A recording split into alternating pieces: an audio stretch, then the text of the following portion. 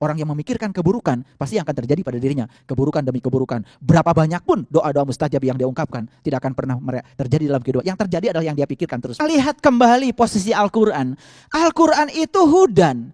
Al-Quran itu petunjuk. Kalau dia petunjuk, berarti fungsinya Al-Quran untuk menunjukkan. Menunjukkan apa? Ya menunjukkan rahasianya Allah. Untuk apa? Supaya kita mengenal Allah. Untuk apa? Supaya kita sampai kembali kepada Allah. Karena kita berasal dari Allah, tujuan kita ujung-ujungnya kan kembali kepada Allah. Sekarang saya mau kasih sedikit renungan. Banyak gak orang kalau ditanya, apa sih pedoman hidupmu? Pasti jawabannya Al-Quran. Betul? Apakah cukup kita mengakui pedoman hidup saya Quran, pedoman hidup saya Quran, sementara kita tidak pernah menyadari apa sih isinya Quran? Coba kita mulai dari yang pertama, Al-Fatihah. Apa sih isinya Al-Fatihah? Itu aja yang sederhana. Sampai-sampai Rasulullah mengatakan orang yang sholat setiap rakaatnya kelewat gak baca Al-Fatihah, tidak sah rakaatnya. Apa pesan Rasulullah? Lalu kita bangga karena sudah baca Al-Fatihah setiap rakaat? No, itu dimensi luar. Dimensi dalamnya apa? Kenapa setiap rakaat sholat harus baca Al-Fatihah? Kalau kita cuma sekedar baca Al-Fatihah, tetapi kita tidak mengerti esensi Al-Fatihah, bahkan kita tidak bisa mengamalkan Al-Fatihah dalam sholat itu, sholat kita juga akan menjadi rakaat-rakaat yang tersia-siakan. Apa pesan Al-Fatihah? Dari katanya sendiri sudah luar biasa. Al-Fatihah artinya pembuka. Jadi setiap rakaat harus membuka kesadaran kita. Setiap rakaat harus membuka rahasia Allah yang ada dalam diri kita. Setiap rakaat harus meningkatkan kesadaran kita. Setiap rakaat harus meninggikan kesadaran kita. Harusnya kan begitu. Tapi coba kita baca Quran, surat Al-Fatihah setiap rakaat. Bahkan cepat-cepat bacanya. Tidak pernah menyadari esensinya. Makanya Al-Fatihah itu luar biasa bagi yang tahu. Tapi bagi yang tidak tahu, Al-Fatihah ya biasa saja. Makanya di Al-Fatihah itu manusia cuma dibagi menjadi 3. Yang pertama yang dapat nikmat, yang kedua yang dimurkai, yang ketiga yang tidak tahu jalan.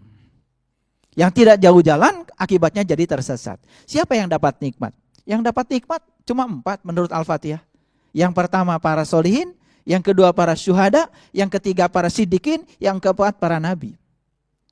Siapa yang dimurkai? Mereka yang sudah dapat gelar solihin, yang sudah dapat syuhada, yang sudah dapat siddiqin, bahkan sudah bisa mengalami pengalamannya nabi, karena sudah dapat ilmunya nabi, kembali ke belakang, bahkan mungkar, tidak percaya. Itulah orang yang dimurkai. Dan siapa orang yang tidak tahu jalan? Ya namanya juga orang tidak tahu, pasti kalau dia berjalan tersesat. Ya orang yang tidak tahu. Sudah tidak tahu, tapi dia tidak tahu bahwa dirinya tidak tahu, tidak mau tahu, tidak mencari tahu. Itulah yang menyebabkan seseorang tersesat. Tapi orang yang sedang tersesat, ketika dia bertanya, pasti dia akan bebas dari ketersesatannya. Makanya jangan takut tersesat. Karena takut tersesat membuat kita selamanya tersesat. Ketika kita berani tersesat, dan kita mau bertanya kepada orang, dalam ketersesatan pasti kita akan bertanya. Dan saat kita tersesat, saat kita bertanya, maka ketersesatan kita akan dibebaskan. Saat kita mengalirkan pertanyaan pada diri kita, maka Allah akan mengalirkan jawaban ke dalam diri kita. Saat kita tidak mengalirkan pertanyaan, tidak melakukan aktivitas apa-apa, Allah juga tidak akan mengalirkan jawaban. Maka selamanya kita tersesat. Cuma 3, yang dapat nikmat, yang dimurkai, yang tersesat. Kita mau masuk yang mana? Tentu saja kita ingin yang dapat nikmat, tapi siapa yang dapat nikmat? Para solihin, para syuhada, para siddiqin, dan para nabi. Pertanyaannya, siapa solihin? Siapa syuhada? Siapa siddiqin? Siapa nabi? Jangan puas ketika mendengar orang menjelaskan tentang istilah-istilah itu. Jangan-jangan yang dijelaskan orang berbeda dengan bahasanya Allah dalam Al-Quran. Karena itu bahasanya Rabb. Bahasa Tuhan, bukan bahasa kamus. Ada orang yang mengatakan dirinya mungkin merasa sudah soleh. Siapa yang ngasih gelar Anda solehin? Karena solehin itu gelar dari Allah buat orang yang sudah mengerjakan amal soleh. Pertanyaannya, sudahkah tahu amal soleh itu apa? Pernahkah kita bertanya sama Quran, Quran apa sih amal soleh? Jangan-jangan setiap perbuatan baik yang kita lakukan, kita sebut amal soleh. Padahal amal soleh dalam bahasa Quran spesifik. Dalam Quran surat Al-Kahfi ayat 110 Allah menyatakan, barang siapa yang ingin jumpa dengan Tuhannya, lakukan amal soleh. Berarti amal soleh itu adalah cara yang bisa mengantarkan kita kepada Tuhan. Itu sebabnya dalam Quran surat Al-Ahzab, Allah ngasih batasan tentang sunnah Rasul. Batasannya apa? Laqad kana lakum fi Rasulillah uswatun hasanah. Liman kana yarjullah wal yaumal akhir wa zakarallaha katsira. Laqad kana lakum fi Rasulillah, sesungguhnya bagi kalian sekalian, bagi kalian semua, lakum. Siapa lakum itu? Lakum itu tidak semua orang. Hanya orang-orang yang mau mencontoh Rasulullah. Itu lakum. Laqad kana lakum fi Rasulillah, sesungguhnya bagi kalian semua pada diri Rasulullah ada apa? Uswatun hasanah. Hati-hati, uswatun hasanah itu tidak luas. Uswatun hasanahnya Rasulullah itu terbatas. Apa itu? Liman kana yarjullah. Cara mencapai Allah. Cara mencapai Allah itu yang dibatasi Quran. Begitu hari ini kita bisa mencapai Allah karena bisa mengikuti sunnahnya Rasulullah. Apa yang terjadi? Wal yaumal akhir. Besok, lusa, hari kemudian. Wa zakarallaha katsira. Baru kita bisa ingat Allah banyak-banyak. Kita tidak mungkin bisa mengingat Allah dari tulisan Allah. Kita tidak mungkin bisa mengingat Allah dari ciptaannya. Kita tidak mungkin bisa mengingat Allah dari menghafal sifat-sifatnya. Kita tidak mungkin mengingat Allah dari membaca asma-asmanya. Kita hanya akan bisa mengingat Allah dari Allahnya itu sendiri. Makanya perintah sholat di Quran itu kan setelah iman sama yang gaib. Zalikal kitabul la raiba fi hudal lil muttaqin. Siapa orang yang bertakwa itu? Alladzina yu'minuna bil ghaib wa yuqimunas shalah. Perintah salat itu setelah kita iman sama yang gaib. Setelah kita iman sama yang gaib, bisa menyatakan yang gaib menjadi nyata, mengalami, memahami, meyakini. Setelah sampai di titik itu, baru salat itu benar. Ketika ditanya siapa yang Allah mana yang kamu sembah tadi? Allah yang menciptakan langit dan bumi. Allah yang menciptakan diriku. Bukan Allah ciptaan pikirannya sendiri. Tapi jarang orang yang merenungi dia. Kalau sudah menyebut Allah, rasanya kita sudah beriman kepada Allah. Padahal iman itu tasdikun bil qalbi, wa ikrarun bil lisan, wal amalun bil arkan. Jadi yang kedua, banyak yang membaca Al-Quran tetapi tidak paham petunjuk apa yang dipesankan Al-Quran. Kalau saya kupas isi Al-Quran, dalam pertemuan ini tidak mungkin semuanya bisa kita kupas. Tapi paling tidak saya hanya menjelaskan, apa sih esensi Al-Fatihah? Apa sih esensi Al-Baqarah misalnya? Setelah Al-Fatihah, kenapa Al-Baqarah? Apa esensi Al-Baqarah? Pernah nggak kita menganalisis apa sesungguhnya esensi Al-Baqarah? 286 ayat Al-Baqarah yang dimulai dengan alif lam mim itu. Jangan-jangan begitu baca alif lam mim juga itu nggak ngerti. Padahal penjelasan tentang alif lam mim ada di ayat berikutnya. Zalikal kitab. Itu kitab.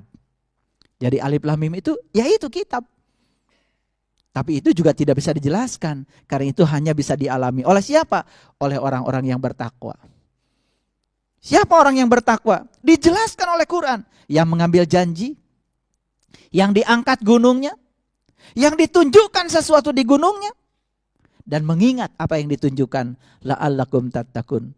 Wa id akhadna mitsaqakum wa rafa'na fawqakum tur khudhu ma atainakum biquwatin wazkuru ma fihi la'allakum tattaqun. Metode untuk mencapai takwa ternyata ada 4. Yang pertama mengambil janji, yang kedua diangkat gunungnya, yang ketiga ditunjukkan sesuatu di gunungnya, yang keempat mengingat yang ditunjukkan, baru takwa. Jadi kalau kita tidak mengalami prosesi itu, bullshit, omong kosong, mengatakan diri sebagai orang yang bertakwa. Mengaku saja tidak cukup. Mengaku itu yang paling mudah, tapi yang paling sulit apa di aku? Jangan-jangan kita mengatakan sudah menyembah Allah, tapi Allah tidak merasa disembah oleh kita. Karena sepanjang kita menyembah Dia, justru yang kita sembah adalah Tuhan ciptaan kita sendiri. Bukan Tuhan yang maha. Karena kemahaannya aja kadang-kadang sering dibatasi oleh kita sendiri. Mohon maaf ya, kadang-kadang kita sering tidak percaya kan sama Tuhan. Betul nggak? Kadang-kadang sering tidak percaya, tidak yakin. Bahkan kita sering meremehkan diri kita sendiri. Wah, itu nggak mungkin bisa saya capai. Nggak mungkin saya sampai di sana. Nggak mungkin saya bisa memiliki itu. Diri kita sendiri diremehkan oleh kita, padahal Allah bersama kita, lebih dekat kepada kita daripada urat nadi leher kita. Saat kita meremehkan diri kita, siapa yang sedang diremehkan? Allah. Sesungguhnya Allah mau ngasih banyak sama kita, tapi Allah dibatasi oleh pikiran kita sendiri. Lalu kita memanjatkan banyak doa, tapi tidak mengubah pikiran kita. Memanjatkan banyak doa, tapi tidak mengubah kata-kata kita. Memanjatkan banyak doa, tapi tidak mengubah perilaku kita. Padahal doa yang sebenarnya adalah pikiran, kata-kata, dan perbuatan. Apa yang kau pikirkan, itu yang akan jadi.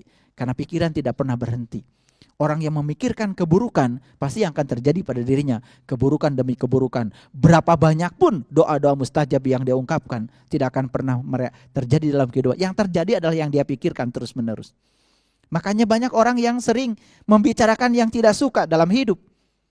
Saat bersamaan dia kemudian meminta kepada Allah dihindarkan dari yang tidak dia suka. Doanya cuma sekali tentang yang dia tidak suka. Ya Allah, hindarkan saya dari bencana ini. Satu kali dia ngomong gitu habis sholat. Tapi dia menceritakan yang tidak suka berulang-ulang kepada banyak orang. Mana yang akan terjadi? Yang akan terjadi yang diucapkan berulang-ulang. Lalu kita mengatakan Allah tidak mengabulkan doa kita. Padahal sesungguhnya Allah tuh mau mengabulkan doa kita. Tapi saat Allah mau bertindak, Allah dihalang-halangi oleh pikiran, kata-kata, dan perbuatan kita sendiri. Banyak yang tidak sadar seperti itu. Biasanya kita paling suka kan menceritakan penderitaan hidup kita.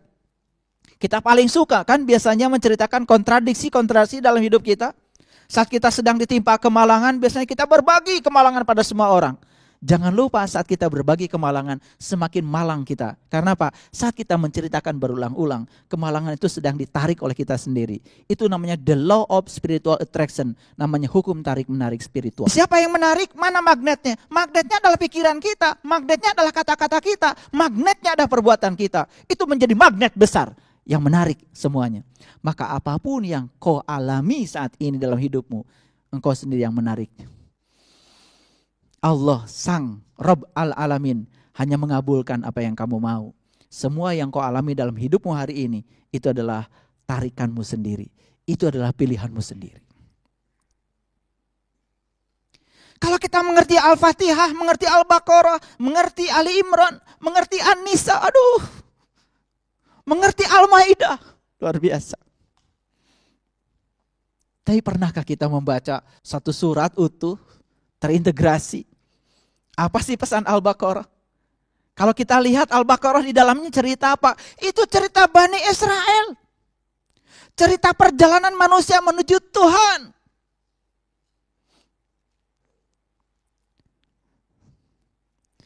Kendaraannya adalah Al-Baqarah.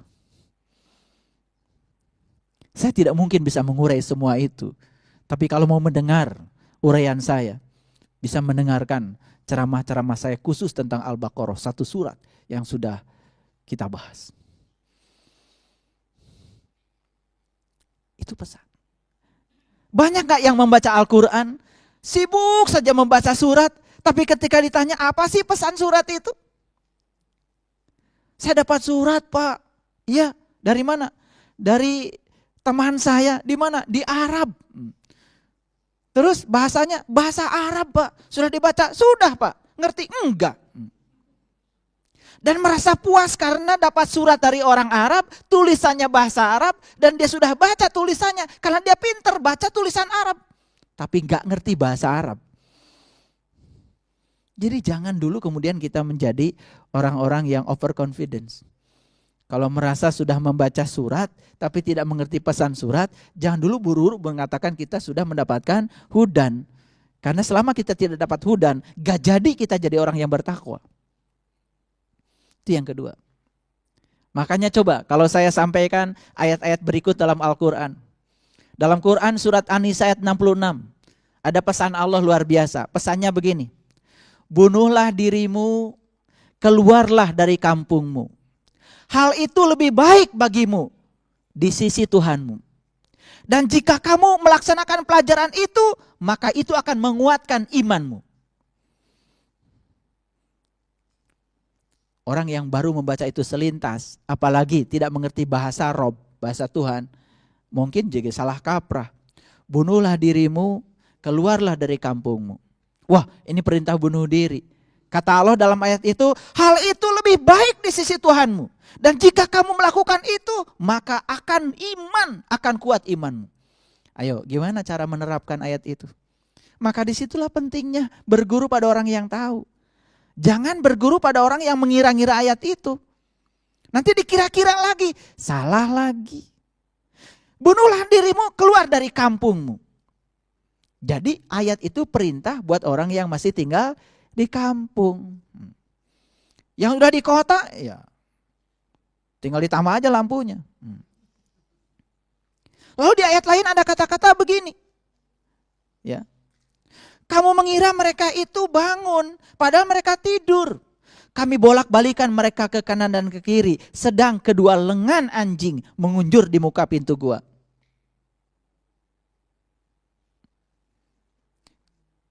Kemudian mereka saling bertanya di antara mereka sendiri. Sudah berapa lamakah kamu berada di sini? Sehari atau setengah hari? Tuhan kamu lebih mengetahui berapa lamanya kamu berada di sini. Pergilah kamu ke kota dengan membawa uang perakmu. Dan lihatlah di sana makanan yang lebih baik. Ambil makanan itu sesukamu. Janganlah kamu berlaku kasar.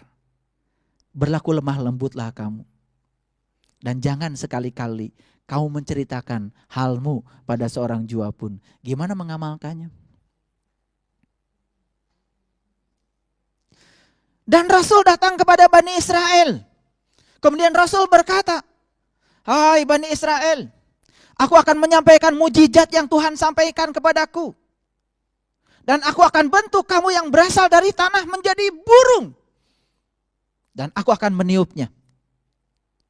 Dan nanti kamu akan bisa terbang menjadi burung dengan seizin Allah. Dan tepat saat itu kamu akan dibebaskan dari 3 penyakit. Penyakit buta mata kalbu, penyakit kulit, dan penyakit kematian jiwamu. Quran surat Ali Imran ayat 49. Bagaimana mengamalkan ayat itu? Kok Rasul datang kepada Bani Israel? Yang mau diajarkan apa? Mujizat dari Tuhan agar Bani Israel itu yang terbuat dari tanah dibentuk menjadi burung. Siapa yang dibuat dari tanah? Bukankah kita manusia? Bagaimana tubuh ini dibentuk menjadi burung? Bagaimana bisa terbang? Apa yang terbang? Tubuh mana yang terbang? Kalau enggak ada guru, pusing baca ayat itu. Saya tidak mungkin menyampaikan Quran 30 juz, tapi saya akan menyampaikan clue-cluenya saja. Kalau tanpa mengalami, tanpa memahami, tanpa bantuan seorang yang tahu, kita akan bingung menjelaskan ayat itu. Makanya Allah menjelaskan, hanya ulul albab yang diberi oleh Allah kemampuan untuk menakwil ayat-ayat mutasabihat.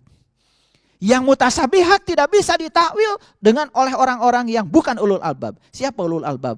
Orang yang sudah bisa ingat Allah dalam keadaan berdiri, duduk, dan berbaring. Jadi siapa ulul albab? Ahlul bait yang sudah sampai kepada Allah. Sampai kepada Allah di mana? Bukan titik. Karena sampai kepada Allah bukan titik. Karena Allah tanpa batas. Makanya jangan sombong lalu mengatakan saya sudah sampai pada Allah. Karena kata sampai berarti membatasi Allah. Allah yang tak terbatas tidak mungkin dikenali dengan cara yang terbatas. Dan untuk mengenali dia tanpa batas. Maka kita diberi kesempatan oleh Allah pun tanpa batas. Jadi yang kedua, yang menghambat Allah hadir ke dalam diri seseorang, dia sering membaca Al-Quran tapi tidak paham.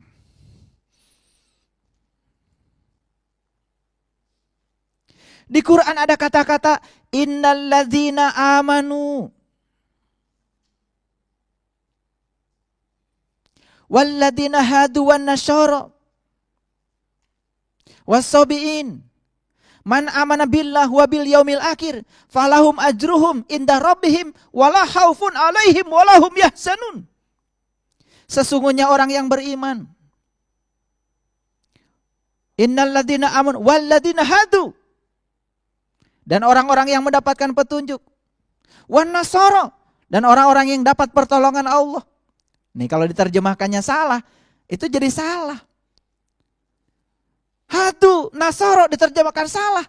Jadi keliru pemahaman kita. Hadu itu orang yang dapat petunjuk. Nasara orang yang dapat pertolongan. Siapa saja, itu masih kelompoknya orang beriman. Siapa saja di antara mereka yang benar-benar amal solehnya. Apa kata Allah? Falahum ajruhum inda rabbihim. Bagi dia ada ajrun. Ajrun, ajrun, ajrun.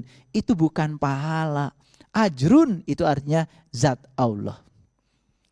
Jadi mereka yang sudah mencapai itu, yang sudah terbuka mata kalbunya, dapat petunjuk, dapat pertolongan dari Allah, akan sampai kepada Allah. Begitu sampai pada Allah, dia tidak bisa menjelaskan Allah lagi. Lidahnya keluh, tidak bisa berbicara, karena kata-kata tidak akan cukup. Makanya puncaknya belajar adalah tidak tahu apa-apa, tidak bisa apa-apa, tidak punya apa-apa, bahkan tidak merasa siapa-siapa. Begitu sampai ke sana, semuanya lebur hancur. Kullu syai'in halikun illa wajahu. Segala sesuatu hilang musnah. Yang ada cuman dia, wajahnya yang maha agung. Begitu sampai di situ, sudah. Gak ada lagi. Apa yang kita sangsikan, apa yang kita cemaskan, gak ada milik kita. Semua adalah milik dia. Bahkan kita pun miliknya. Lalu kita sering aneh, sering merasa kehilangan sesuatu yang sesungguhnya bukan milik kita. Itu yang kedua. Yang ketiga, mengaku umatnya Muhammad, tetapi tidak menjalankan sunnahnya. Apa sunnahnya Nabi Muhammad yang paling utama? Sudah saya jelaskan tadi. Sesungguhnya pada diri Rasulullah ada uswatun hasanah. Apa uswatun hasanahnya Nabi Muhammad? Liman kana yarjullah. Cara mencapai Allah. Cari bagaimana Nabi Muhammad mencapai Allah. Bukan hanya cerita-cerita. Saya kasih tahu. Cerita Muhammad tidak akan pernah kita menjadi Muhammad. Hanya ketika kita menjadi Muhammad, kita akan merasakan bagaimana rasanya Muhammad. Bisa dipahami? Cerita tentang kebaikan Muhammad, kita belum tentu akan menjadi seperti Muhammad. Tapi saat kita melakoni semua kehidupan beliau sampai menjadi orang baik, kita akan menjadi Muhammad. Mana yang kita pilih? Menjadi Muhammad atau cerita Muhammad? Nabi Muhammad itu menerima wahyu. Nabi Muhammad itu cerdas. Nabi Muhammad itu pintar. Luar biasa. Banyak penjelasan tentang beliau. Tapi pernahkah kita berpikir apa yang menyebabkan beliau bisa mencapai itu? Itu yang harus kita cari. Akarnya di situ sesungguhnya. Kita cerita Musa. Musa itu begini begitu. Tapi pernah nggak kita lihat bagaimana Musa menjadi seperti dirinya sendiri? Bagaimana Ibrahim menjadi seperti dirinya sendiri? Tugas kita itu sebetulnya adalah menanyakan metode dan cara apa yang menyebabkan mereka mencapai itu. Bukan kita cerita-cerita yang sudah dicapai oleh mereka. Coba kalau kita tanya, Nabi Musa itu siapa? Langsung. Nabi Musa itu Rasul yang bisa bercakap-cakap dengan Allah. Nabi Musa itu adalah mutakalliman. Pernah gak kita bertanya, kenapa Nabi Musa itu bisa bercakap-cakap dengan Allah? Apakah Allah ngasih begitu saja sama Musa? Atau karena ada keistimewaan yang dilakukan Musa sehingga Allah ngasih kemampuan itu? Nabi Sulaiman itu katanya bisa bercakap-cakap dengan semua hewan yang ada di semesta ini. Pernah kita bertanya? Cakap-cakapnya seperti apa? Bahasanya seperti apa? Pemahamannya seperti apa? Dan mengapa seorang Sulaiman bisa memiliki kemampuan itu? Apa diturunkan langsung oleh Allah? Lalu kalau Allah menurunkan kemampuan itu pada Sulaiman, pernah iri nggak sama Sulaiman? Kenapa saya tidak dikasih? Kalau Musa itu bisa bercakap-cakap dengan Allah, pernah nggak kita iri? Kenapa kita nggak bisa cakap-cakap? Itu karena kita terlalu puas berbicara tentang kebaikan mereka, tidak pernah menelusuri apa hal apa yang menyebabkan mereka mencapai itu. Sederhana saja. Oh, Nabi Muhammad itu ternyata ya orang yang paling kuat mentalnya. Kan gitu. Kita telusuri apa sih yang menyebabkan Nabi Muhammad kuat? Oh, ternyata dari kecil saat dia dalam kandungan ayahnya sudah meninggal. Jadi kalau kita mohon maaf ya, yang sudah dari kecil ditinggalkan ayah lalu ingin menjadi seperti Muhammad kan sudah ada modal. Lumayan, mirip-mirip. Nabi Muhammad kan ayahnya sudah tidak ada saat beliau dalam perut. Alhamdulillah saya juga sudah tidak ada saat saya lahir ke alam dunia. Kan lumayan udah punya potensi sedikit ngikutin Nabi Muhammad. Tinggal dibaca. Kenapa ayah saya sudah tidak ada saat lahir ke dunia? Bukan diratapi. Tuhan, kenapa? Teman saya kok ayah-ayahnya masih ada, sampai besar pun ayahnya masih ada, tapi ayah saya bahkan ketemu dengan ayah saya pun tidak ada. Wah, malah protes sama Tuhan. Berontak sama Tuhan. Bukan membaca apa tujuan kehadiran itu. Tapi begitu lihat Muhammad. Seorang Muhammad mungkin tidak pernah berbicara, Tuhan kenapa begini. Tapi pesan apa yang hendak engkau sampaikan padaku Tuhan? Lalu karena paham pesan Tuhan, memahami, tidak pernah protes. Berikutnya apa? Berikutnya dijalani saja. Karena satu-satunya cara untuk menghadapi kehidupan yang paling jitu adalah menjalaninya. Sekarang saya tanya, kenapa Nabi Muhammad hebat? Dari kecil gak ada ayahnya. Begitu lahir ke alam dunia, ibunya pun kemudian pergi. Dititipkan sama orang kampung. Sulit. Sulit. Musibah itu apa berkah? Ya Allah. Itulah cara Allah menguatkan Muhammad. Setelah cukup kuat lalu diberi tugas yang luar biasa oleh Allah. Kenapa beliau dikasih tugas yang berat? Disiapkan dari sejak awal.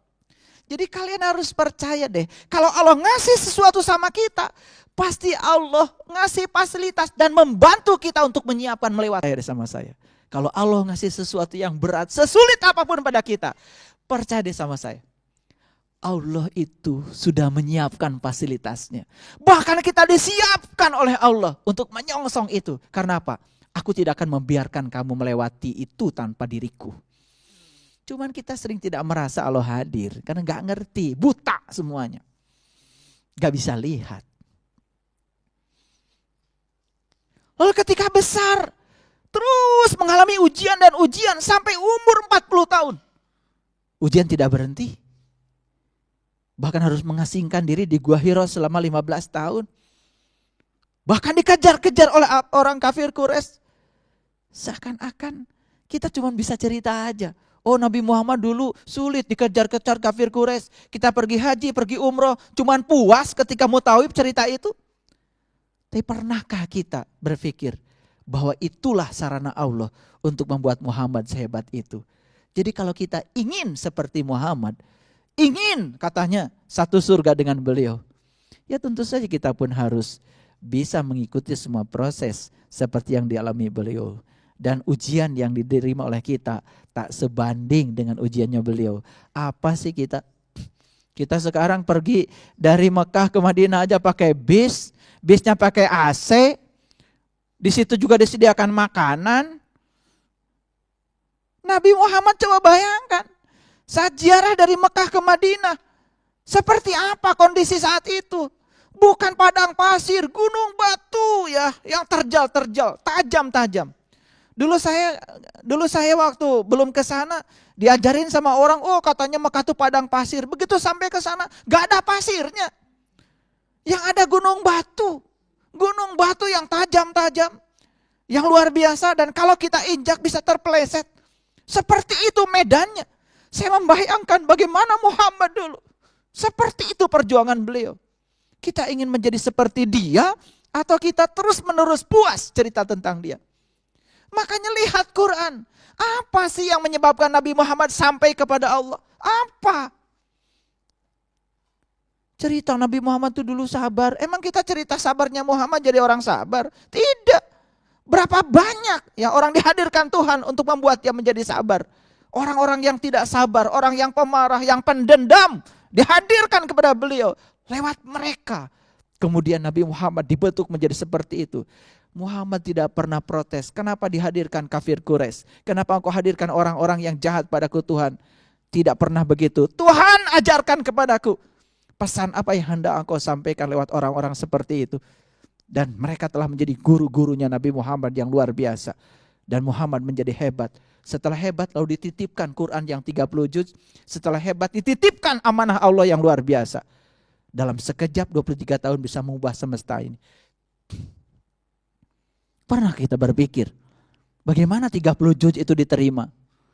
Mungkin kita hanya percaya sama orang-orang yang omong kosong. Seakan-akan Allah itu ya bicara gitu. Kalau Allah bicara berarti Allah punya mulut. Bukan Allah lagi. Bagaimana mekanisme Nabi Muhammad menerima wahyu? Saya lebih sepakat dengan orang-orang bijak yang mengatakan wahyu adalah getaran-getaran ilahi. Yes.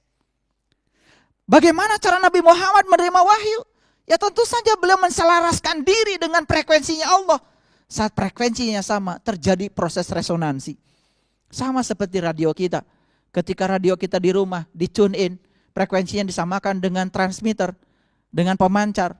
Maka semua siaran yang di sana kan bisa kita terima. Jazz di sana, jazz di sini, dangdut di sana, dangdut di sini, tidak jazz di sana, di sini dangdut. Tidak pernah menyimpang. Semua terkuantisasi frekuensinya. Proses resonansi itulah yang menyebabkan pesan yang digandengkan dalam frekuensi itu tersampaikan. Makanya ada istilah FM, frekuensi modulasi. AM, amplitudo modulasi. Yang dimodulasi frekuensi dan amplitudo. Tapi intinya saat dimodulasi, berarti dalam gelombang itu ada pesan yang disampaikan. Sekarang saya tanya, apakah Allah sekarang tidak siaran? Allah siaran setiap saat, la ta'khudhuhu sinnatu wala naum. Cuman kita nggak dengar siarannya. Kenapa? Radio kita mati, nggak ada baterainya, nggak di tune in. Frekuensi tidak sama dengan frekuensi Allah. Bagaimana kita bisa memahami dia?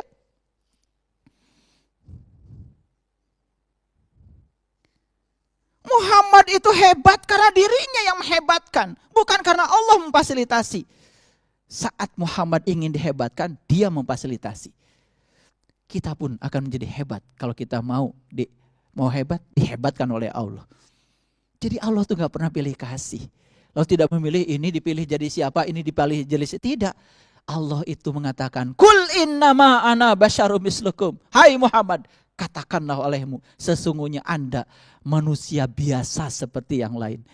Itu diulang-ulang di banyak ayat di Quran. Hai Muhammad, sesungguhnya Anda manusia biasa seperti yang lain.